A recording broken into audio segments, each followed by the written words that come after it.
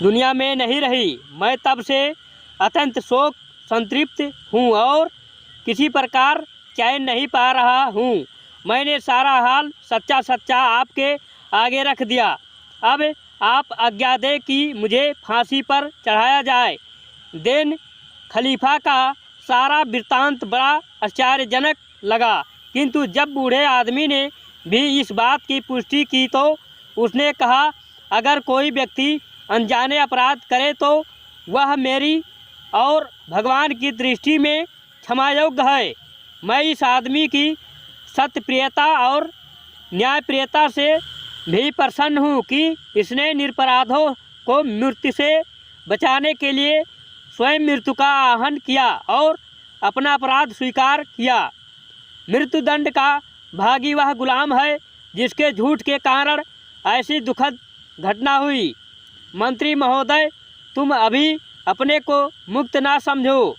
तुम्हें 3 दिन के अंदर उस दृष्ट आत्मा को खोज लाना है जिसके कारण यह सब हुआ। 3 दिन में ऐसा ना कर सके तो तुम्हें फांसी पर चढ़ाना पड़ेगा। मंत्री ने सोचा कि एक बार मौत से छुटकारा मिला तो वह दोबारा पीछे पड़ गई। वह रोता पीटता घर आया। उसे विश्वास था कि अब की बार जान नहीं बच सकती, क्योंकि लाखों गुलाम बगदाद में हैं। अभियुक्त गुलाम कैसे मिलेगा? फिर उसने सोचा कि परमात्मा की दया से निराश ना होना चाहिए। जिस प्रकार अकस्मात ही उसने अनजान स्त्री के हत्यारे को प्रकट दिया, वैसे ही संभव है कि इस बार भी जान बच जाए। किंतु इस बार भी निश्चित अवधि में वांछित गुलाम नहीं मिला। मंत्री जाफर फांसी पर चढ़ाने के लिए बुलाया गया। उसके संबंधी उससे मिलकर रोने लगे। मंत्री की बच्चे खिलौने वाली सेविका मंत्री की एक 5-6 वर्ष की बेटी को लाई। वह इस बच्चे की बहुत प्यार करता था।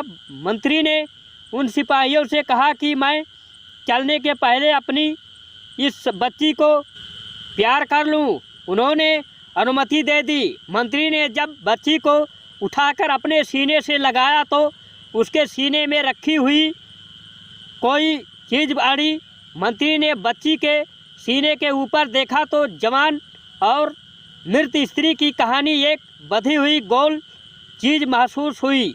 मंत्री के पूछने पर बच्ची ने बताया कि यह सेब है जिस पर शाही बाग की मुहर लगी हुई है। यह पूछने पर कि यह तुम्हारे पास कहाँ से आया, बच्ची ने कहा कि मेरा हबशी गुलाम जिसका नाम रेहान है लाया था और मैंने उससे 4 सिक्कों में इसे खरीदा है। मंत्री ने सेब को खोलकर देखा और उस पर शाही बाग की मोहर पाई तो गुलाम से डांटकर पूछा कि तुझे यह सेब कहाँ से मिला? क्या तूने मेरे बादशाह के महल में चोरी की है? गुलाम ने हाथ जोड़कर कहा, मैंने इसे न आपके यहाँ से चुराया है न शाही महल से। मैं आपको सच्ची बात बता रहा हूँ। कुछ दिन पहले मैं एक गली से निकला जहाँ एक घर के सामने 3-4 बच्चे खेल रहे थे। उनमें सबसे बड़े लड़के के हाथ में यह सेब था। मैंने उसे छीन लिया।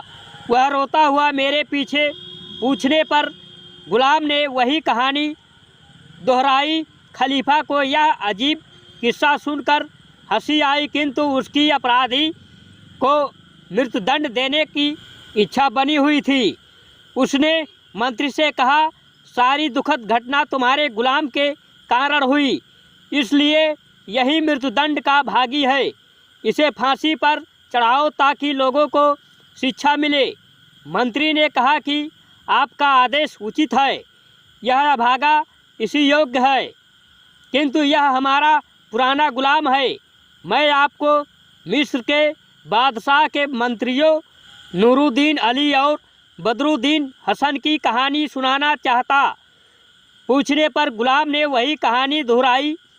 खलीफा को यह अजीब किस्सा सुनकर हंसी आई, किंतु उसकी अपराधी को मृत्युदंड देने की इच्छा बनी हुई थी। उसने मंत्री से कहा, सारी दुखद घटना तुम्हारे गुलाम के कारण हुई, इसलिए यही मृत्युदंड का भागी है। इसे फांसी पर चढ़ाओ ताकि लोगों को शिक्षा मिले। मंत्री ने कहा कि आपका आदेश उचित है, यह अभागा इसी योग्य है, किंतु यह हमारा पुराना गुलाम है। मैं आपको मिस्र के बादशाह के मंत्रियों नूरुद्दीन अली और बदरुद्दीन हसन की कहानी सुनाना चाहता हूँ। यदि इससे आपका मनोरंजन हो तो उसके बदले में कृपया गुलाम को इतना बड़ा दंड देने का आदेश वापस ले। खलीफा ने कहानी सुनाने को कहा।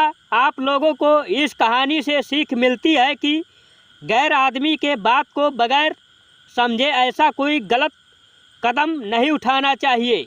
धन्यवाद। आपको हमारी कहानी कैसी लगी हमें कमेंट करके ज़रूर बताएं। अगर ये कहानी पसंद आए हो तो वीडियो को लाइक करें। चैनल पर नए हैं सब्सक्राइब करना ना भूलें। Thank you for watching.